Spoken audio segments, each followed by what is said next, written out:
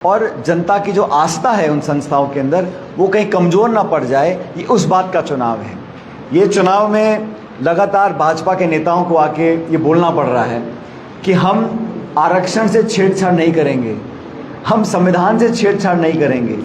सवाल ये उठता है कि भाजपा के तमाम बड़े नेताओं को आके खंडन क्यों करना पड़ता है, ये सफाई क्यों देनी पड़ रही है। आज से पहले जो प्रधानमंत्री बड़ी सरकारें थीं, राजीव गांधी जी के पास 400 से ज़्यादा सांसद थे, उन्होंने कभी नहीं कहा कि हम संविधान से छेड़छाड़ नहीं करेंगे या आरक्षण से छेड़छाड़ नहीं करेंगे। ये भाजपा और उनके जो वायुमंडल है वहीं से ये बातें निकली हैं और सरकार और सत्ताधारी दल के अंदर से आवाज़ें उभरी, सवाल उठे संविधान को लेकर, आरक्षण को लेकर। इसीलिए पॉलिटिकली बैकफुट पे आते हुए भाजपा ने अब खंडन किया है और हम पे आरोप लगा रहे हैं कि कांग्रेस आ जाएगी तो क्या हो जाएगा, वेल्थ डिस्ट्रीब्यूशन की बात करते हैं। हमारे मैनिफेस्टो में स्पष्ट लिखा हुआ है कि हम गरीब परिवारों को आर्थिक मदद देना चाहते हैं, हम किसानों के जो फसल खरीद होती है एमएसपी पे कानून बनाना चाहते हैं, हम नरेगा का जो भुगतान है अभी 200-250 रुपये प्रतिदिन होता है, हम भुगतान को 400 रुपये करना चाहते हैं। 30 लाख पद खाली पड़े हैं, उन खाली पदों को केंद्र सरकार के उन पदों को भरना चाहते हैं। तो हमारा मैनिफेस्टो बड़ा स्पष्ट है, ग्रोथ ओरिएंटेड है, जॉब ओरिएंटेड है, महिला, किसान, श्रमिक उन लोगों के ध्यान को रखकर बनाया गया है।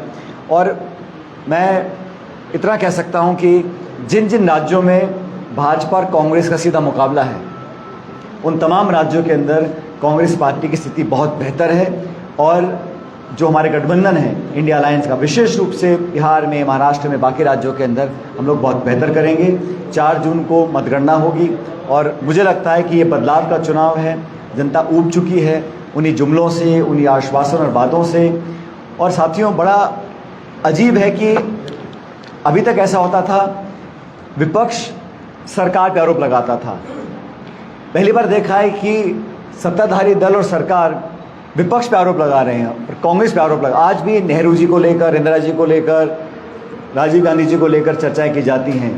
50 के दशक में क्या हुआ, 60 के दशक में क्या हुआ, लेकिन आपने इन 10 सालों में क्या किया उसका कोई जवाब नहीं मिल रहा है। और दूसरी बात, भारतीय जनता पार्टी के जो हमारे साथी हैं, जब विपक्ष में थे तो तमाम आर्थिक नीतियों का विरोध करते थे। मैं आपको उदाहरण देना चाहता हूँ। जब हमने बात की एफडीआई की, फॉरेन डायरेक्ट इन्वेस्टमेंट, रिटेल और डिफेंस में, उसका विरोध किया, आज समर्थन कर रहे हैं।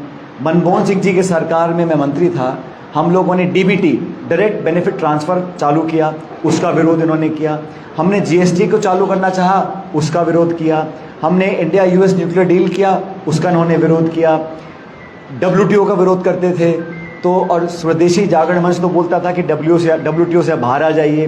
तो तमाम जो आर्थिक मुद्दे थे, और ये Aadhaar card, unique identification number, broadband to the villages, IT revolution, telecom revolution, जिसकी आज ये सरकार बहुत बखान करती है, ये सब कांग्रेस की सोच की परिकल्पना का परिणाम है। इसलिए ये तो श्रेय लेना जानते हैं, लेकिन 10 साल में इतना बड़ा मुल्क है, बहुत संभावनाएं थी और हम तो चाहते थे कि देश की जो जीडीपी ग्रोथ हो वो 9%, 10% हो, उससे बहुत कम हो पाई है। तो ये सरकार से लोगों का मन उठ चुका है